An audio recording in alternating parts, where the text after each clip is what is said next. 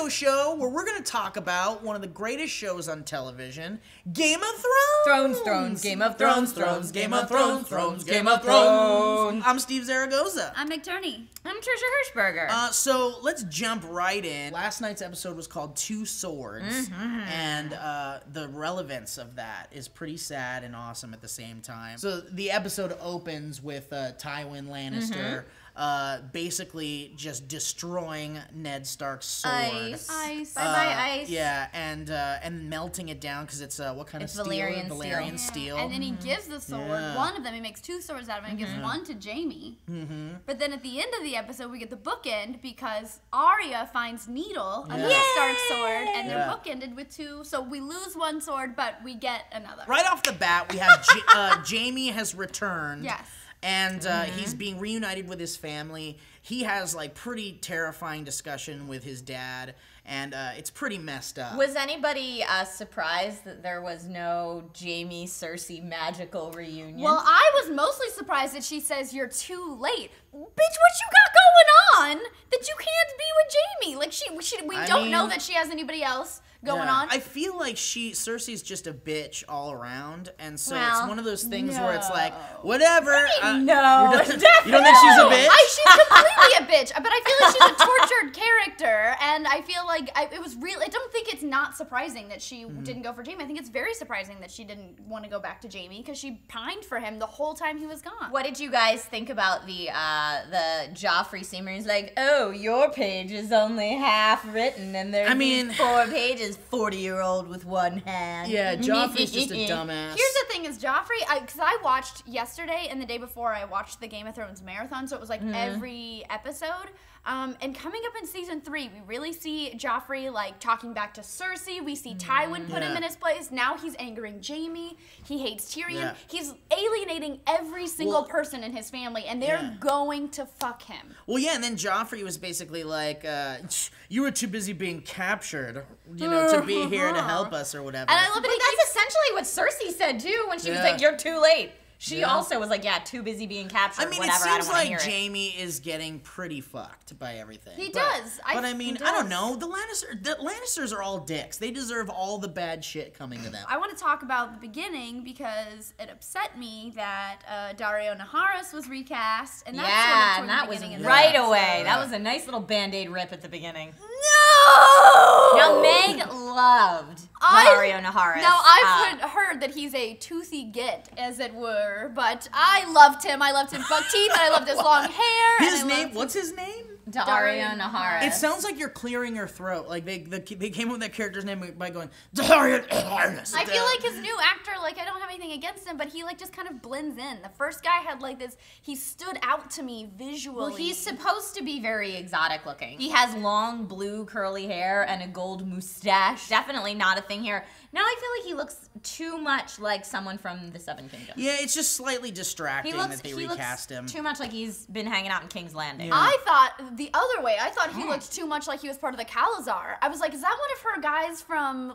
back in the day? Well, he does carry some Dothraki stuff in the book. He's described as carrying some Dothraki. But he has a beard and he's got the dark hair. Well, he's supposed to have glitter in his beard too, or blue streaks. Yeah, in his I got beard nothing going on. He just has a nice scruff. I was thoroughly disappointed, and the reason I was mostly disappointed, although the other guy was hotter, I felt like he had this smoldering sexiness, and there was a great chemistry between him and Dany, even just right off the bat. This guy, it was just kind of like, hey, what's up? I mean, it's just I didn't expect that kind of massive change in the show, and it was just very distracting. Well, and I mean, sometimes stuff happens in Hollywood. People get other jobs. You have to do it. I was really distracted by the Dario Naharis recasting, so I tweeted about it last night, and I got a couple responses that were really good. Evan Barrera says, also, they play the part totally different, the two actors. Yeah. Old Dario was oozing with confidence, and I miss him. I don't know how I feel about this one yet. Yeah, he was pretty cocky, though. Well, this guy's a slow burn, I feel like. When he came out with the flowers and he was just like, I just want to tell you this, I'm just going to leave that right there. Well, it seems like they might want to establish that this new guy could be someone that you could relate to. The other guy was completely unrelatable. He was just a meathead. He was just some, muscly meathead guy that was like... He did look more exotic. I think he looked more exotic. Please let me say that when he unfurls the friggin' banner and says, the city is yours, my queen, my underwear came off and flew across the room. They were off and gone. See, now you might want to get your place fumigated? No!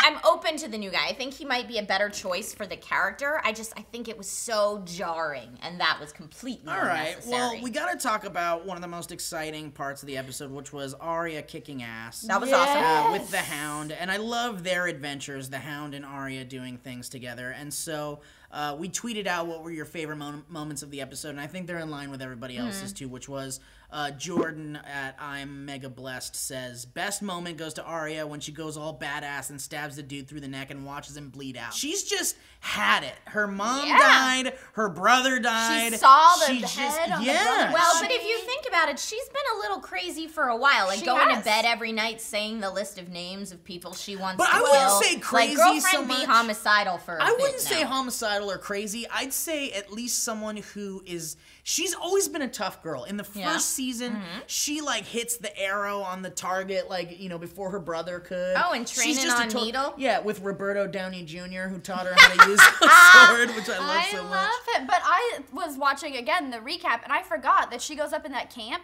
and she's like, "Oops, I dropped my crazy coin." Yeah. It goes nuts on a dude's throat. So this is not the first time we've seen Arya just watch some dude bleed out from her own hand. Oh no, she's way into it. But I loved the addition of saying the final words that Polliver said to Lami right before she kills him. That was awesome. Well, and she did it so gently too. She just goes, "Oh yeah," and it goes. You see it go all the way through. I'm like, she wow, needed this to girl's... see the look of recognition on his face before she killed him, and it was a beautiful moment. I do want to say I like that the Hound is now like they're like almost like a haphazard couple. Like they're right by the door, and he's like, "We're not going. Okay, we're going in." Yeah, I love that. We would be remiss if we talked about last night's premiere without mentioning Prince Oberyn. Yes, oh Martell, I'm so excited you're finally here. At Shane Poole said, "I like that guy. He hates Lannisters, which is really all I need." And I like, he sure does. So, and where's he from too? What's the place that he's from? From Dorne. So Dorne, it must be like the Spain of Westeros, because his accent is like Spanish.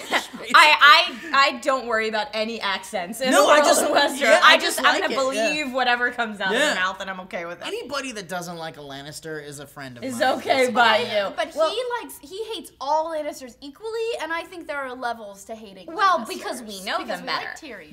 But we as the audience have gotten to know Tyrion and some of them. But where he's coming from, if you remember his backstory, his sister was her children were completely butchered, and then she was raped and butchered. Yeah. So that's where he's coming with, and he wasn't even supposed to be at this wedding. No. He's not even supposed to be invited. His brother is. He's like Dante from Clerks. He's not even supposed to be there today.